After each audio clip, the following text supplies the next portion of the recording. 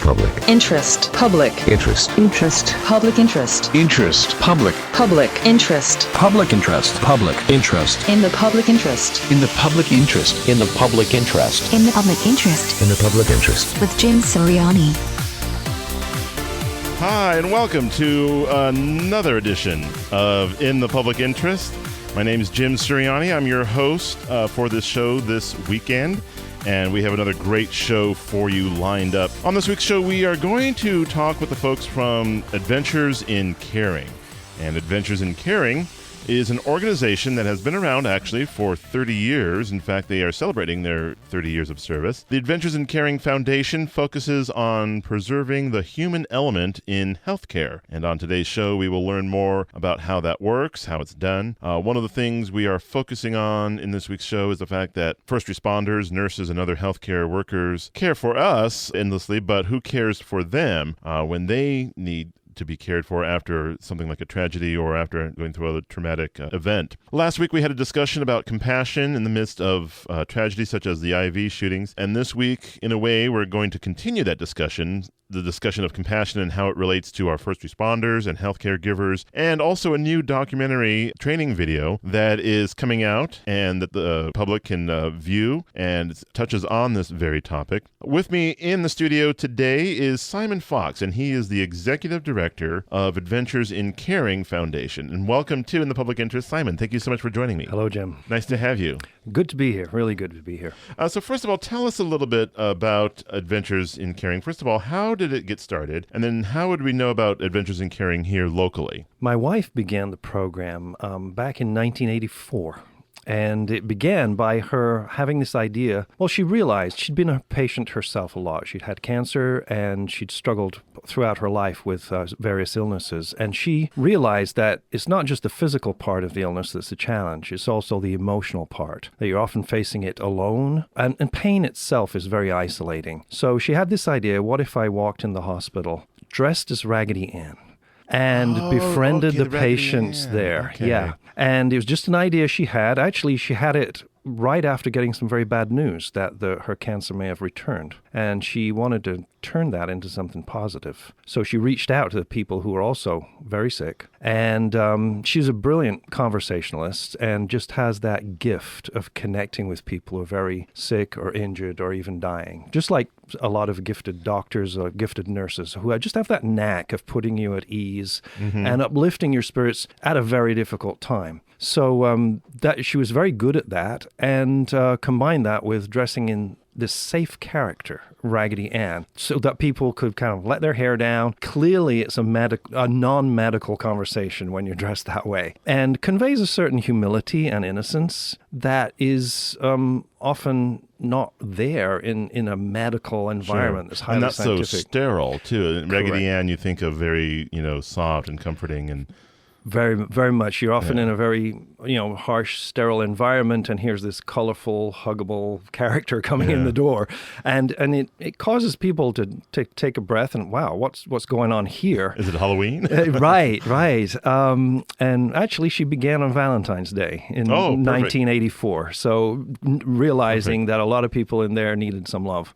In case you're just joining us, you're listening to In the Public Interest. My guest this week is Simon Fox. He is the Executive Director of Adventures in Caring Foundation, and we're going to talk about in a little bit about a new documentary that they have out. If you'd like to learn more about Adventures in Caring, you can go to their website, and that website is adventuresincaring.org. Again, it's adventuresincaring.org.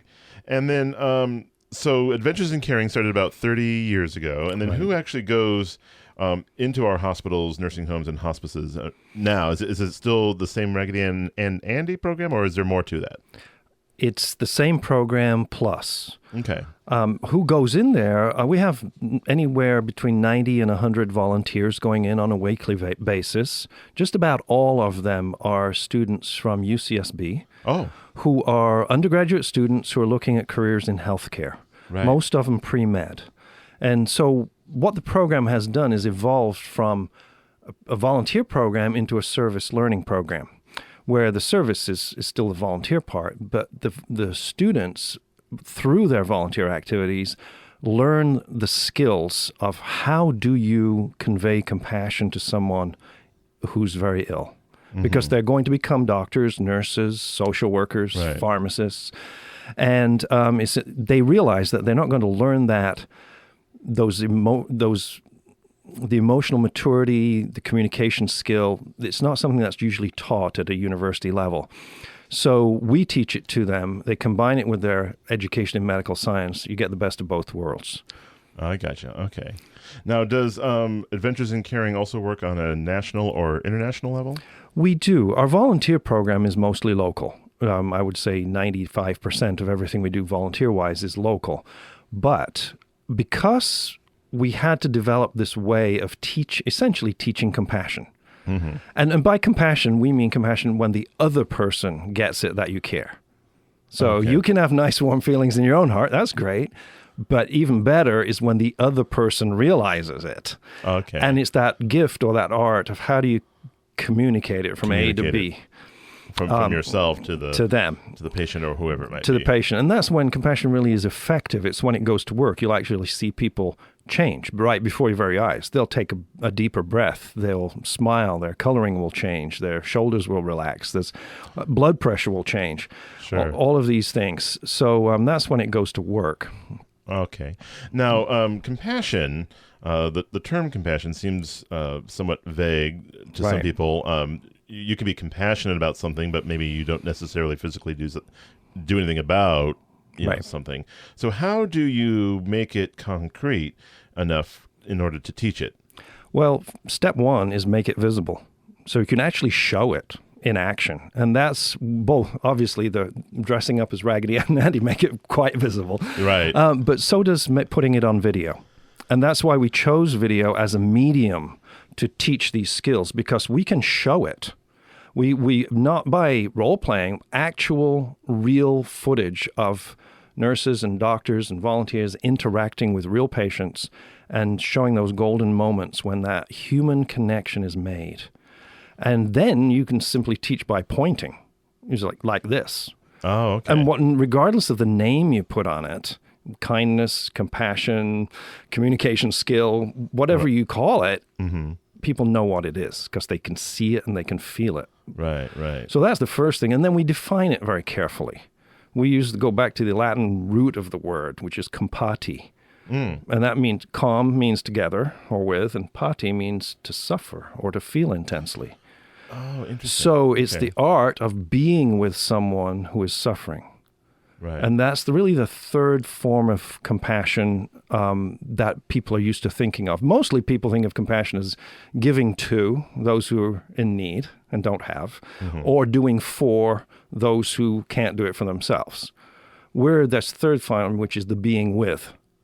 And it's the only one that alleviates that essential loneliness that comes with a lot of suffering. Right. Now, I understand this new video that you have out. It's called Oxygen for Caregivers. It is, yeah. And is this a third video now that you've put out? It is. We've done two. We've got this 3-volume Cultivating Compassion series. Okay. The first one was these fundamental skills of how do you convey compassion. Right. Second one was, okay, how do you do that under difficult circumstances? So that was the medicine of compassion, which won an international award for it. Oh, wow. Compassion in action, which is all about being effective in emotionally difficult conversations. And then now the third one is for caregivers, how do you look after yourself while you're doing all that good stuff? Right. Because we were asked by our student volunteers and nursing students, how do I not burn out? I'm idealistic. I want to do this great work. But looking ahead 5-10 years in my career, I'm seeing other people burn out. I don't want to go there. Right. You don't want to burn out. I don't want to burn out. And it was a sincere question, and we felt that it deserved a sincere answer. So now we have the new video then, Oxygen for Caregivers, a toolkit for guarding against burnout and sustaining compassion. So tell me about how the video came about. How did it come together? How was it produced? All of that good stuff. Thank you. It's been a 4-year project. Wow, 4 years. Yeah. We started working on this. We didn't have the answer. We had the question, which is how do I not burn out? Which How do you not burn out? is a lot more easily asked than answered. And we didn't want to just a simplistic answer like, well, you should relax. Take some time off. Exactly. Great. Then what do I do? Right, exactly. And so we dug into it and we started interviewing people all around town. It's been very much a local effort. This is really a community project. It really is, with local doctors, nurses, firefighters, police officers, paramedics.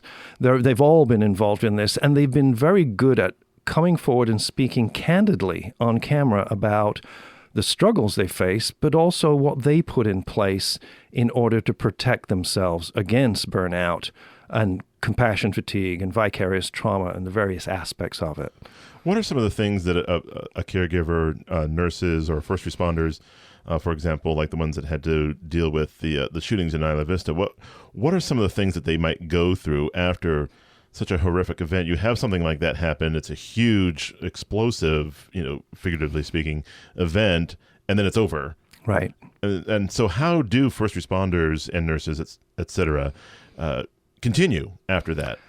Well, it's a very good question. And there are a couple of aspects to it. One is that it's not over.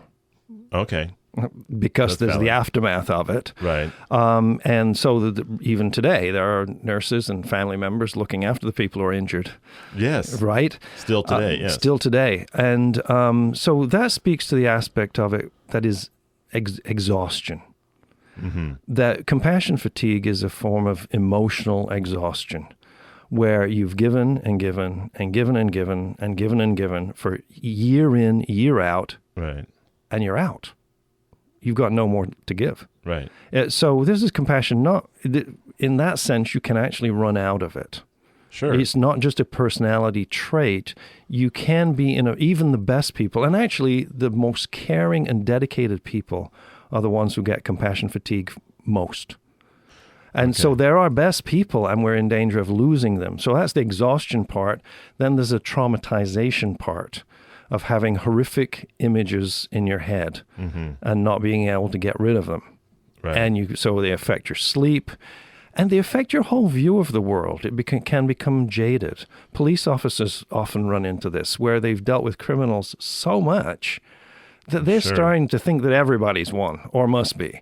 Right. And or they automatically might assume that you've done something wrong. That's vicarious trauma. It's actually skewed your view of the world. You can't walk down a street anymore. Actually, I've talked to local paramedics who can't drive down Highway 101 anymore if they need to go to Costco. They have to go by side streets because of a horrific accident that happened under a bridge on 101. That every time they would drive by, they'd have those memories. They can't get rid of them. So they take a different road. So it's a tangible thing that Wow, so they affects. actually have to take an alternate route to go somewhere because they don't want to have to bypass. They don't want those go past. memories being re-triggered. Wow.